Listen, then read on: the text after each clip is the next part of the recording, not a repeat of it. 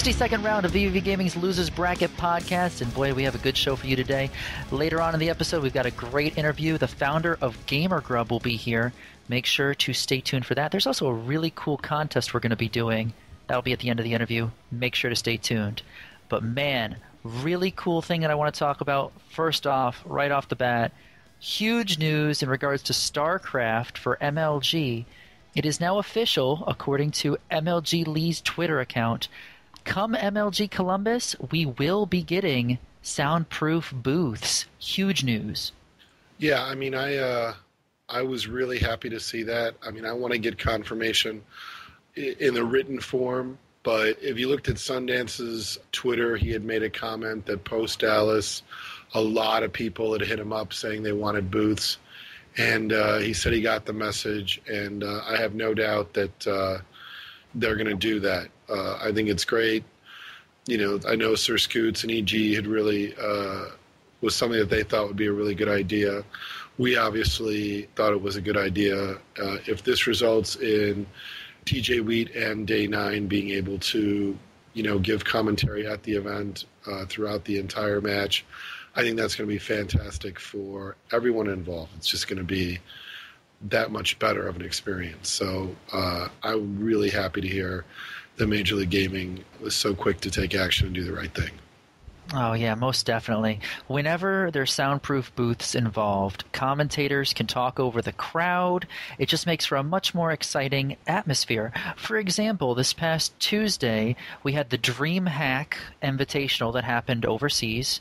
8 players. Great commentary from DeMuslim and Apollo. Really awesome job to them. Got to give them kudos for that. But it was really cool because you could hear the crowd laughing with their commentary. You know, you could hear the crowd reacting to what they were saying. And this would not have been possible if the players were not in soundproof booths. So I like the idea of being able to have this sort of change happen over in the MLG culture as well. Really excited to see how this plays out at Columbus and beyond. Yeah, StarCraft 2 already brings out a lot of people without the commentary, and I really believe that Day 9 and DJ Wheat can bring even more people and get that many more people interested in StarCraft, because personally, that's when I really got interested in StarCraft, listening to their commentary. You know, I want to build on this and take it away from StarCraft for a brief moment. I think we're also seeing, I want to say, a model, a formula develop. So let me take this out of StarCraft for a moment, and I want to reach out to the Gears of War community for a moment, and I want to encourage anyone interested that feels that they might be a natural shoutcaster to consider not playing this season. I guess not this season, but not playing Gears of War or trying to be a competitive player, but following the model of DJ Wheat or Day 9 being a caster for Gears of War. Thinking about it, I think if any game is going to do well, it's going to need a personality, someone with that kind of skill who can bring the game to a broader audience. I know for VVV Gaming, I've spoken to a couple people from Twitter who have said, you know, I'm interested in being a shoutcaster for Gears of War. What do you think? You know, and I think it's an excellent idea. And I think this could be said for SOCOM 4 coming up on the PlayStation 3. Any game being released, when you start to think about the key pieces that need to be included, they've got to have really good commentators who know the game and can help bring it to a broader audience. So I just want to throw that out there. Speaking of commentating, though, we should also talk a little bit about Call of Duty. Has anybody heard anything, either one of you, as far as are there going to be any changes? Or you don't only have to talk about commentators, but what do we have in the Call of Duty world? What do we got there, Relent? As commentators, I don't think they're going to change. I think they're going to stick with who they have. There's been a lot of talk about, you know, what we talked on last episode with banning steady aim and bringing back rapid fire. There's a few threads going around. There's a lot of the pros are talking about it. And I feel that it would make the game better and it would make it more entertaining. And maybe that could spice up the commentary as well. Could be a win-win for everybody. You said that the people, according to you, are open to the idea of, say, perhaps adding rapid fire back in and removing steady aim and speeding it up a little bit? Yeah, there's a few threads going around. There's one on MLG. A lot of people agree that they think that it'd be better. I've seen it around on Twitter. Me and Hatcher have talked about it. He says he thinks it'd be a good idea. A lot of other pro players also believe it'd be a good idea. Reckless, a lot of them out there really think that it could speed it up and bring the energy back to Call of Duty, which could keep the game on the circuit. Well, that's really good to hear. So, I guess kudos to the Call of Duty community for being open and having a discussion on this, and being aware that the game did need a little bit of a boost. So I'll be really hopeful over the next several weeks that we're going to see some really good changes. And again, if they're going to keep the same shoutcasters, my advice, practice makes perfect. Maybe get some videos out there of some top teams playing and give us a sample of what it could be like, just so we can hear it and see how they're coming along. Plus, it'll give them an opportunity to interact with the community a lot more. Yeah, I think it was Sundance talking about it for StarCraft that they wanted to do a preview to the streaming to make sure that the streaming works perfectly. Maybe they could do something like that for Call of Duty. Get like a little mock-up of the top teams playing each other and give the commentators a chance to warm up with the commentary, and they could practice the stream, StarCraft, Halo, and Call of Duty. I like that idea a lot. I think that's a really good idea, actually. So let's hope they do that. And we'll obviously keep everybody posted as to what we hear and what goes on with this, because obviously, I think everyone's really invested to see this be the best season to date. It's clear now that MLG is definitely listening to the community, and you can't ask for much more than that. I mean, they've got a lot of a delicate balancing act to do, and the first event is always a challenge, and obviously they have a lot to fix with the stream for Columbus. But I'm going to be honest with you, I think Columbus is the event to be at this year. The hype, the buzz, the conversation I hear, I think everyone's really interested. While we're on the subject of MLG, there was an event this past week that MLG had helped sponsor called the CES, and that was a big StarCraft event for colleges. Relent, you know a lot of information about this. Why don't you tell the listeners what's going on there? Yeah, it was the CES, the esports series. It was an invitational. There's a lot of the top colleges. Think MIT, Indiana University, Michigan was there. A lot of the top names, and it basically had 6 StarCraft players, and most of these came from the colleges. The colleges actually paid for them to go, and they went in there and they represented their college the same way that you would figure like a football team would, or a basketball team would. And they went there and they hosted a tournament in Indiana, and our very own VVV Murder and VVV Trevor were on the winning team, which was Indiana University. Murder didn't drop a single game the entire event. Pretty impressive. So that was the Collegiate Esports Series, Murder going undefeated. Very impressive. Do we have any other placements for that? Second place was Cincy, the University of Cincinnati. I'm not really sure who's on the team. Not really many big-name players because, again, this was U.S. and you had to be in college. I do think, though, this is a step in the right direction. Anybody who's been a long-time listener to this show or has ever heard me talk, probably in a lobby on Xbox Live, I've always been a proponent of Major League Gaming forming partnerships with academia, that people in college are encouraged to compete, and that colleges and universities start to pay attention to gaming in a much more positive way. I think it would be better for the competitive gaming community if it wasn't just that players were competing for prizes, but they were also competing for scholarship funds. Parents want their children to get a good education. I think many people will agree that college is in many ways a necessity today. I think the average is that you'll be making $1 million more over the lifetime if you go to college easily. So with all of these things coming together, I think it's important that we consider, what are all the ways that Major League Gaming can grow this. Seeing this collegiate esports series, I feel like that's a step in the right direction. More so because colleges helped support players getting there. Just to be clear, that's the key that makes this different from other things. Yeah, and I think it's nice that it's the big name colleges, like I said, MIT, University of Michigan, University of Cincinnati, IU. A lot of them were there, and it's, you can fight for school pride too. Like I said, it's like college football, but it's college StarCraft. You can build a fan base around that. I like that idea too. This week on the Losers Bracket, we do have a very special guest with us. His name is Keith Mullin. He's actually the founder of Grub. And if you don't know what that is, we'll be talking about that here in just a few seconds. But Keith, I wanted to welcome you to the Losers Bracket, my friend. Great. Thanks very much for having me. So we've got Jerry, Anthony, and Jason here. And again, really appreciate being here.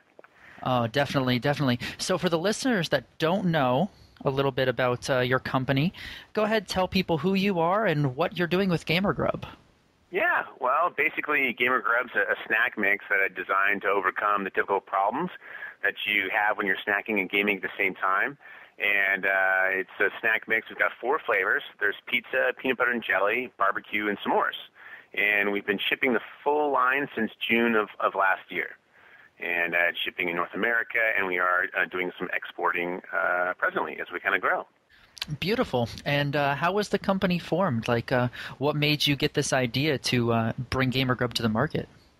Yeah, I used to be, I guess, somewhere between a mid to hardcore gamer, and was obviously really intensely, kind of involved in that. I don't define myself as a casual gamer now, unfortunately, just due to the time constraints of running a company. But I really just got tired of wiping my hands on my jeans and messing on my keyboard and getting yellow dye number 5 all over the place. That happens, and just got tired. And that was kind of the problem that I was having. And then I was found out that a lot of the people had the same problem, and then just tried to solve it. And I built the first prototypes of Grub in my mom's kitchen, and tried to figure out how to make it work as far as a functional snack to have as a gaming peripheral.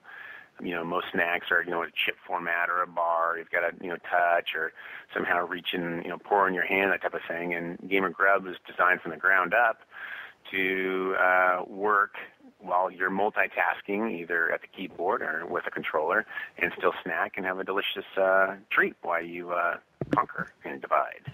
And Keith, how long have you been around? I think you've been around for quite some time, correct? We first launched at E4All in 2008, and we were the official snack supplier of the World Cyber Games for the USA Grand Finals. We also sponsored the gold medal winning Halo team for the World Cyber Games USA, and that team went to Cologne, Germany that year. We then started shipping product later on, like this about 4 months later, and we started shipping to Fry's Electronics. And we started with our 2 very good flavors of peanut butter and jelly and pizza.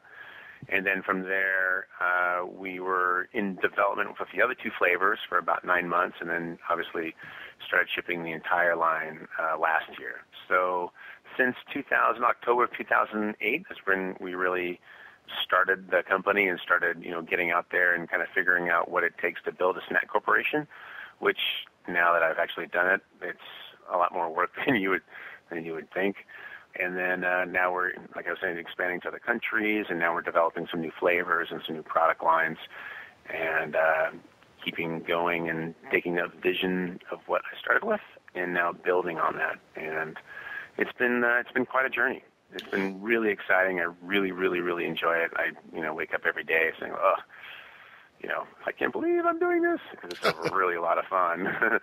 The convention at E3 and whatever, 3 or 4 booths down from Microsoft, and there's me, little snack guy, next to Microsoft, and our booth is just as busy and just as happening, and people are having just as much fun as right down the street, and that's just awesome. That's just really cool. So let's talk a little bit about some of the challenges. Obviously, when you started out, I assume at that time you had partnered with, I think, the now defunct Mob Gaming. Is that correct? Yeah, we started with them. I guess taking back to the beginning, when I started Grub, I had about $4.25 in the bank, and I just kind of was finishing up a not-so-fun business venture with a partner, and that didn't really turn out so great. And we kind of know sometimes you just get together in business with people, and the personalities don't work. Anyway, so that was really kind of acrid, and I just had nothing to lose at that point. I just figured, hey, I want to do this. I want to solve the problem. I'm passionate about the gaming community. I love it. Here's something that nobody else really understands. I want to solve it. I've got the problem. Other people clearly have the problem. And I just kind of went for it. It's kind of like, Columbus burning the ships type of thing. You really don't have any direction but forward, because you're not going to go back. and that was in that March of 2008, and then really quickly put together the entire company and launched in October of that year. So it was a very quick development cycle and made a lot of mistakes. I mean, pretty much still making mistakes. And just as a small company, I fix them really quick. I listen to what people say. I listen to what's going on. I'm continually making Gamer Grub better and better and better, which is a part of the development process. But when we launched, at E4All, we were approached by the World Cyber Games, and Microsoft had pulled out of a sponsorship position at the 11th hour. We all know that, obviously, previously at E3 when it was really big, and then it shrunk, and then it's big again, and kind of back and forth. But through all that ups and downs of the E3 presentation to the community, the sponsorships for the event was, kind of all over the place as well. So Microsoft pulled out that year, and they called me and knew I was a small company and could do something quickly, which was accurate, but, still challenging for a startup company. And they said, Microsoft's out. Do you want in? Like, well, what's that going to take? And we were able to get to a deal, and it was, phenomenal. It was a good thing, and all of a sudden we were official snack supplier of the World Cyber Games for the USA for the grand final, which was a really kind of a really great honor, and met a bunch of people and starting doing business at an entirely different level right when we started. And because of that, that's when we started working with Mob a little bit and trying to understand the sponsorship process of being a company and having a brand for the gaming community and working with professional teams and individuals and leagues and whatnot. It was still a learning curve, still trying to understand how to do it and work with groups that, effectively, given what we do, we're not a professional gaming organization and still small, and it's somewhat difficult to manage gaming teams while our core business is making delicious snacks. So that is still a process of understanding how to do that well. So let's talk a little bit about what some of your greatest challenges are today, both with your product and as being a very small, lean organization. With the product, it is getting the taste right. I've got very, very, very high standards for how I would like Gamer Grub to taste, and a lot of the comments that I get from people when they taste the prototypes.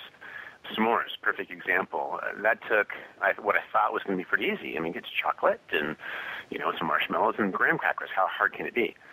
It's really hard to get, because we also have a vitamin premix that we put in it, and as far as the manufacturing process to get the taste profile to be the way that I want it to be, at that very high standard, and I want it to taste delicious. I mean, if you're going to do a food product, it's got to taste good. I don't know what the big deal is with that, and why some people have problems with it, but that's the first thing, high priority. But actually accomplish that through the manufacturing process and development is difficult. You think chocolate, like I was saying before, is easy, but chocolate is hard to get to work through the cooking process with the vitamins and minerals installed to actually get it to taste really good. So, I mean, I've tasted other s'mores products or attempts at s'mores products. I'm not going to name who, but you taste them and it tastes like cat food. Like, okay, I'm sure no one's going to buy this one again.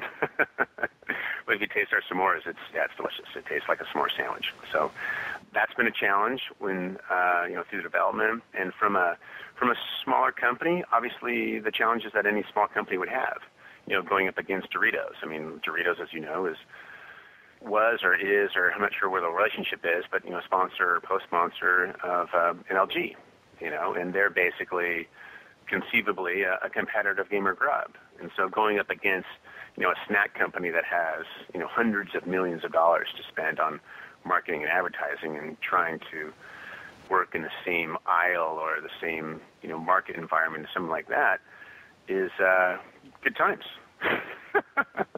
Where they can, call Microsoft and, hey, let's do something. Let's put stickers of, Master Chief and Halo on our bags. And we'll make 1 million of them, and those type of things. Absolutely. So, well, is that what you see as one of your prime competitors as a snack like Doritos? Because Doritos certainly isn't healthy. I don't think anybody would mistake Doritos for the healthy market. You know what I'm saying? Yeah, that's a really good question. I wouldn't say they're they're a competitor, because if somebody is, in line in Best Buy and there's a Dorito product, and Gamer Grub, they're obviously next to us, and I'm sure some people would prefer to buy Doritos rather than Gamer Grub. They don't know about it. But those other companies that are large, I see them look at the gaming community and say, okay, wow, there's a bunch of consumers. Let's go ahead and do a gaming version of Doritos. Okay, we'll just slap a label on it, do a deal with Microsoft. Yay, we're in the gaming community. This kind of label slapping mentality, and that's not what we do. I mean, we designed Gamer Grub from the ground up, built custom pieces, went through all the development processes of what it's going to take to get the snack to work in a gaming environment and work in tandem with gaming and multitasking with computer equipment where it works, where that's, from the ground up rather than, taking something you already have and just, sticking another label on it. So from a competitive standpoint, we obviously have advantages because we're doing different things, but from a company standpoint of the ability to call up, whoever, Microsoft or whatever, and get that level of, write that big check to Microsoft is not something that we're able to do as a startup company. Yeah, so I have a major question. How do you get flavors like pizza and s'mores to be in different shapes and forms? They're like nuts and berries and stuff. And how do you get it to be nutritious? Because s'mores are not really the most nutritious thing out there. Yeah. As far as how we make them, we work with, a flavor house and different development departments within the factory where we actually make Gamer Grub, and we come up with the requirements. I mean, the first requirement of Gamer Grub is that it has to be granular or pourable, because you obviously has to work in the Gamer Grub container and package so that it pours freely and flows freely, obviously flow patterns, flow rates into, your mouth when you're eating Gamer Grub. And then we work with, flavor profiles, or let's just say we'll do prototypes, and we'll make many samples of, various versions of pizza, pizza flavoring and different ways of doing it. One of the kind of key things of Gamer Grub is we've seasoned the cashew nut with a pepperoni flavor. So as you bite in through the cashew, you get that kind of the gooey, kind of, soft and oily residue of the cashew. It's going to mix with that pepperoni flavor, and boom, there you get that pizza flavor with the pepperoni in it. And so it's kind of some of those components of thinking through how you're going to achieve that pizza flavor, or in some cases s'mores flavor, or barbecue, or peanut butter and jelly with different pieces. And if we were making a bar, you just kind of, sandwich a bunch of things together. But with a snack mix, you have different ratios of different pieces that their separate individual pieces may not taste exactly what you're looking for, but if you group them together, you're going to get that bite and that taste explosion that we're looking for. As far as the health components, yes, we are more healthy than Fritos, Doritos, Cheetos, and let's say the O's. But it does vary per flavor. Obviously, a chocolate product like s'mores is going to be, let's say, not as nutritious as the whole nuts and the cashews and the almonds that we would have in the pizza version. So it varies by flavor. Another question to throw out to you, Keith, and I know personally from experience, last year I was actually able to go out to Vegas for the Midnight Gaming Championship. They did a big promotion with you guys. I know you're one of the official sponsors of Midnight Gaming. There was tons of Gamer Grub out there. It was awesome. People had, free packets of it. I actually had quite a bit of it myself. Very tasty, might I add. Any plans in the works this year? Will you be working with Midnight Gaming Championship again this year? Are any plans to do any sort of other tournaments we might see your products at? Yeah, we've executed a sponsorship for 2011 with Midnight Gaming Championship. Tour dates and locations, I don't know right at this point, but you can check on either Gamer Grub site or MGC site coming up in the future of where those tour dates will be. As far as other events and competitions, we'll be at E3 again this year. We'll be at Comic-Con here in San Diego. That'll be in June. We'll be also at the Chicago Sweets and Snacks Expo. Got various LANs we'll be at. There's SBL LAN at Michigan State, the Sparty LAN at Indiana State. Definitely going to meet PAX this year. I think that's in August. And then Colossicon, and that's in June. So it's kind of a spattering of gaming events, LAN parties, and we're at the snack convention, which would be kind of cool. I haven't been to one of those before. And then, of course, PAX, which would be super fun. I want to ask a little bit about this initiative that you're having in marketing right now, sort of deciding what teams to get involved with. Do you want to talk a little bit about that, your use of social media, and give the audience a little bit of what you're looking for as far as who you're looking to partner with and what might be a good fit for you? Yeah, great question. As far as the Gamer Grub, gaming team or teams, we really have kind of an initiative to sponsor at three levels, where it would be we're sponsoring at the Domestic Gaming Championship at the league level, and then at the team level would be obviously a group of individuals on a team, such as yourselves, and then also on the individual level. As far as those individuals, it's kind of all over the map, the people that have talked with us. There's some incredibly talented people, but then it's also an issue of basically it just comes down to budget. I mean, again, looking at it from, very large snack corporations as Doritos, they would just, write a check and that'd be that, and, people would go. So what we're looking for are people who really kind of understand that we are a startup and that we are growing and would have reciprocal benefits to us as we would provide to them as far as them understanding the vision that we're trying to do and to grow to, so that it's, I would say, somewhat of a unique relationship. It wouldn't be, let's just say, okay, well, we want you to show up and here's a whole bunch of money to go do stuff because, quite frankly, it just doesn't exist. It'd be, we're looking for people who have kind of a creative outlook of what we're trying to go and to grow. I don't know if that really defines it or not, but it's really kind of a personality fit, I think. No, it definitely sounds like very pragmatic, considering that anyone in a startup scenario, has limited capital and definitely needs to maximize, the return on whatever investment that they have out there. Yeah, I mean, there you go. I mean, getting right down to the brass tacks of it. We've got, obviously a very limited marketing budget. We're looking for people that we can work with that are self-starters because, quite frankly, I mean, we're a very small company as far as personnel, and we don't have an individual like say a sponsorship manager that's going to go manage our gaming teams. It just doesn't happen. So having and working with a group that we can communicate effectively with and that we can work together with, and they understand our constraints as far as what we can and can't do, and they can be free to go do what they're going to do, where we don't have to sit and manage in that group to make sure that they're winning and showing up and they have the jerseys and the stickers and all the components, that they're self-starters, that they understand that they are competing and it's a professional activity and they have to be professional as well when they're representing your brand. So it's a combination of personality, communication, and of course their experience and what they've accomplished already. And if all of that can kind of come together through discussions, then those are the type of people that we want to work with.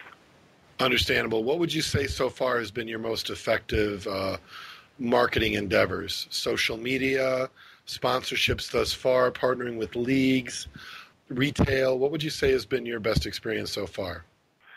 It's going to gaming events. It's interacting with the gaming community.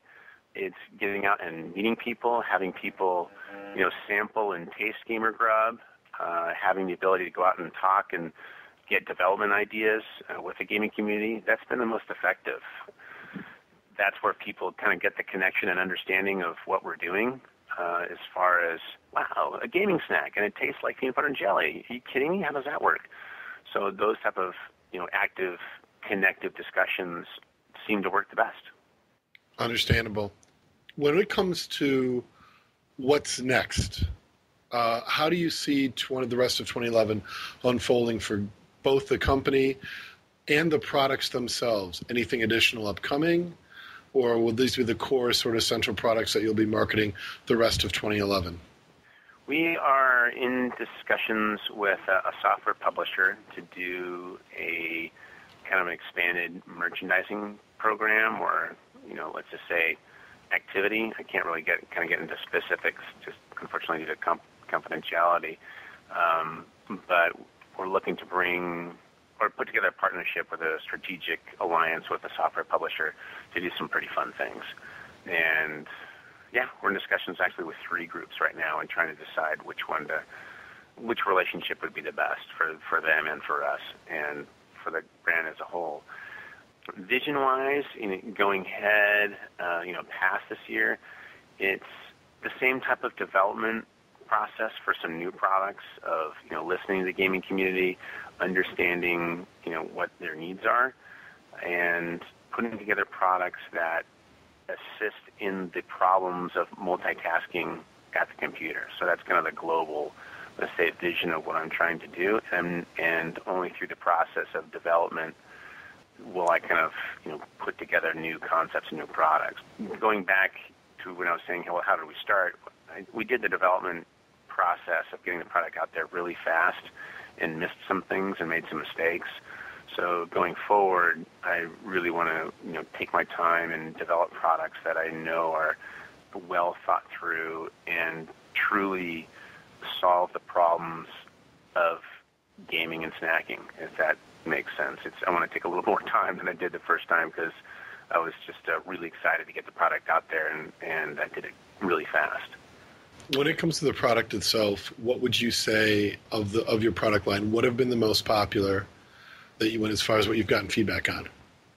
Our peanut butter and jelly flavor has been the most popular, but all 4 flavors, they really only vary within maybe 3 to 5% in customer, sales and or satisfaction, if you want to say that. It's all a very tight group, which is really, really positive, which means that hit the taste profiles all really, really good, and those were successful. We did start with wasabi when we launched, and that was a bit of a challenge. I personally love the wasabi flavor. It was kind of a sophisticated taste palette where it started with wasabi and then was kind of a sweet and then ended kind of a honey mustard kind of flavor as you chewed through it. It was good. It's still really good, and I get some emails about that. It's like, where's wasabi? The problem with that in launching that flavor is that once we kind of got it out to the community and did some more testing, that some people in certain geographic regions don't understand the wasabi taste profile. And when they tasted it, since it was their first time tasting wasabi, they had really no reference to it, such as sushi or whatever, California rolls or salmon rolls. They didn't really like it. And when they, as you know, when the gaming community doesn't like something, they let you know. And so as a startup company, it was a little bit risky to start with a product that had some questionable responses to people who didn't like it. So I couldn't take the risk on that. I would really love to bring wasabi back because I, quite frankly, love it. But I'd have to make sure that, I don't know, maybe we just distribute it on the coast or something like that, where, the city and, Seattle and maybe New York and, LA or whatnot, something like that. I don't really know. We'll have to kind of see what makes sense. And then we've got a whole gamut of other flavors on the drawing board, and we have a flavor kind of blog where people have been recommending some phenomenally cool, really neat flavors that we've kind of been looking at and seeing which ones are mentioned the most, and some pretty neat ideas. Is there any flavors you personally want to try and make besides the wasabi? Anything else you want to try? I would like to do a habanero, like some hotter stuff, maybe chili and lime. I love chili and lime and beer. Did I say beer? Yeah, I guess that's okay. Yeah, chili, lime, and beer, and alcohol and drinking. That's good stuff. Yes, yeah, those would be fun. I am somewhat. I guess it kind of depends on what time of the day it is, but I do like good sweet ones as well. And we've got a couple flavors on the sweeter realm, which are pretty interesting. And then beyond that, developing products which are entirely different than what you see Gamer Grub is now.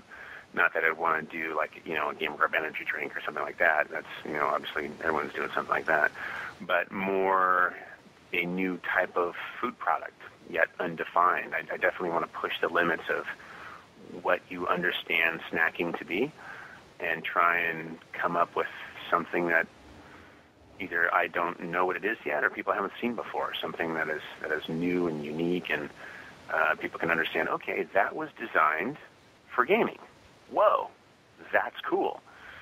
So that's what we're trying to chew through and develop, and brainstorming and development meetings and drinking more beer to figure that out.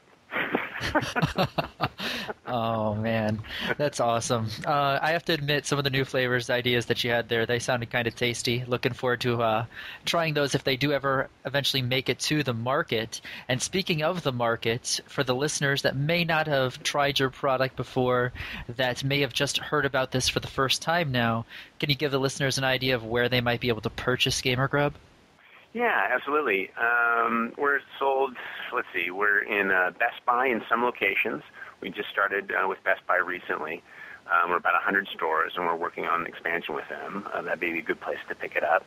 We're in Fry's Electronics here on the West Coast, left side, and then Micro Center, that's on the right side, East Coast.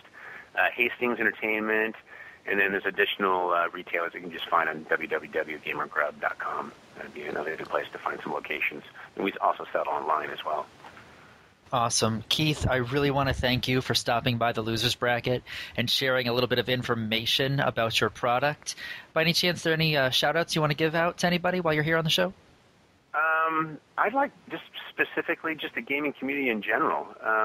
I know for a fact I didn't understand how genuine people actually are, and just am really very grateful to a lot of the people that just the gaming community in general. Like, I mean, I don't want to reiterate that, but there's been so many people that have helped the process, and comments online, and individuals that have helped shaped what Gamer Grub is today. And I couldn't have done it without those people helping. Just plain and simple. You know, if I would have developed this in a vacuum and just in a hole, it would have failed miserably. And when I did do things wrong, the gaming community let me know. It's like, oh, by the way, that is a really bad idea. You need to fix it. And that's been it's really been a collaborative effort of understanding the best way to develop a product that fits the community. So the shout out is to pretty much the whole ball of wax. All right, Keith, thank you so much for being on the show. And to all of our listeners, remember, they are looking for the right partner to help market and bring Gamer Grub to the greater competitive gaming community. So if I'm right, Keith, they can go to the website, and also they can like you on Facebook and follow you on Twitter. Is that correct? Yeah, absolutely. They can. We do have a sponsorship application form. That there's a button on our team page, and they can fill that out if they like. We're significantly through our selection process for 2011, but it doesn't hurt to have an application information in, and that'd be a good place to go. So before you get on out of here, we had just mentioned Facebook and Twitter, and we had talked about this a little bit behind the scenes, Keith, but perhaps we might be able to do some sort of, let's maybe give away a case of Gamer Grub to a listener. Sound good? Yeah, let's go ahead and double it up. Let's give away 2 cases of Gamer Grub. We'll do our 2 good flavors of peanut butter and jelly, and you guys pick one. Pizza. Peanut butter, a case of peanut butter and jelly, and a case of pizza. Sweet. So those are up for grabs for, what do we decide? The first one to spell soliloquy. Let's do it like this. To all the listeners out there right now, we'll do this as a Facebook initiative. Go on to the Gamer Grub Facebook site. Give them a like. Additionally, if you haven't liked VUV Gaming, go throw us a like as well. Got to be liking both of us to have a chance to win this. Afterwards, head on over to the Gamer Grub Facebook site. You got to leave your best possible slogan for them. Winner will receive 2 cases of Gamer Grub, as we had just said, PB&J and pizza. So that's huge. Yep. And we'll do this next week on next Monday, 11:59 p.m. will be the deadline. We will announce the winner of this contest next week on the 63rd round of the Losers Bracket. Awesome. This sounds like a great contest. Nice. That would be really fun. Well, we should probably just get a case out to you guys just because you clearly need some in your studio. I can already see that. Well, we're not one to turn that down. Any kind of generosity is deeply appreciated. I'll take it if they don't, at least. Awesome contest, Keith. Thank you once again for your generosity, and hopefully we'll get to talk to you a little bit on the show in the future. And thank you once again for stopping by. Hey, thanks very much for having me. I really enjoy it. Thank you. I am really glad that Keith came on the show. One of the things that I think about now that we've had a chance to talk, and obviously, he was talking a lot about events and a lot about his schedule.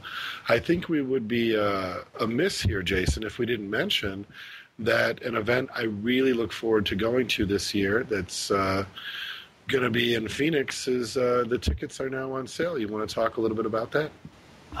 Most definitely. You must be talking about Devastation. Yes, I am, Jedi Rob and company. Most definitely. If you guys have not heard of or been to a Devastation event before, you are missing out. October 7th through the 9th this year. It's going to be in Phoenix, Arizona, at the convention center. Absolutely amazing. I got to go last year with quite a few of the VV Gaming members. I was there with Brock, our entire Smash Brother division at the time, a lot of people from the Rhythm Gaming division, Master Baller, M-Dog, Smokey Prog, and we had a phenomenal time. Great event. This year is going to be the biggest event to date. Any title you can think of, Rhythm Gaming Fighting, they had a ton of events. Those tournaments that will be held there will be announced shortly, but right now, event passes are on sale. There's an early bird purchase special where you only pay $25 for the entire weekend. So hop on it if you're in the area or you plan to head on out to Phoenix this October. Make sure to hop on that early bird special. Yeah, I can't talk too much about what's going on behind the scenes. I know Jedi Rob is not the kind of person who wants anything said until it's official, but the plans that have been bounced off, at least that have been told to me, to be honest, this is really going to be the best Devastation ever. I can't say anything. I really want to, but I'm not going to. We're probably going to have Jedi Rob on the show, and you can hear it from him directly. But it is important that everybody take advantage of the early bird special, because these are the cheapest that the tickets are going to be. So don't let the opportunity pass you by. As always, I'd like to thank you for tuning in to VV Gaming's The Losers Bracket. Big shout out to our sponsors, SteelSeries, Control Freak, MusicSkins.com, GamerLogos.net, Custom Ink, and then also the band that supplies our intro and outro music. That would be the band Power Glove. Another big thank you to Keith Mullin, the founder of Gamer Grub, for stopping by. Make sure to hop over on Facebook and submit your entry into our contest. Remember, throw a like on the VV Gaming Facebook page as well as the Gamer Grub page, and then leave your best Gamer Grub slogan on the Gamer Grub page. The winner will receive 2 cases of Gamer Grub. We're looking forward to reading your entries. The winner will be announced next week on the show. Thanks again to the VV community and the entire gaming community out there for your feedback and support. Be sure to stop by our podcast homepage. That would be vvgaming.podbean.com. That way you can get all of our episodes. Additionally, you can also subscribe to us on iTunes, okay? Just go and search for VV Gaming. We'll pull right up. There, you'll find both of our shows. That'd be Directional Influence, and then, of course, the show you're listening to right now, The Losers Bracket. If you have any suggestions, feedback, anything of the sort, you can email us. The email address is thelosersbracket@vvv-gaming.com. You can also send us a tweet. We're on Twitter, simply known as Losers Bracket. I'm winning me that Gamer Grub. Yeah, you are. You keep talking. Good luck, everybody. I look forward to seeing your contest entries. And we shall see you all back here next week. Take care of yourselves. See you then.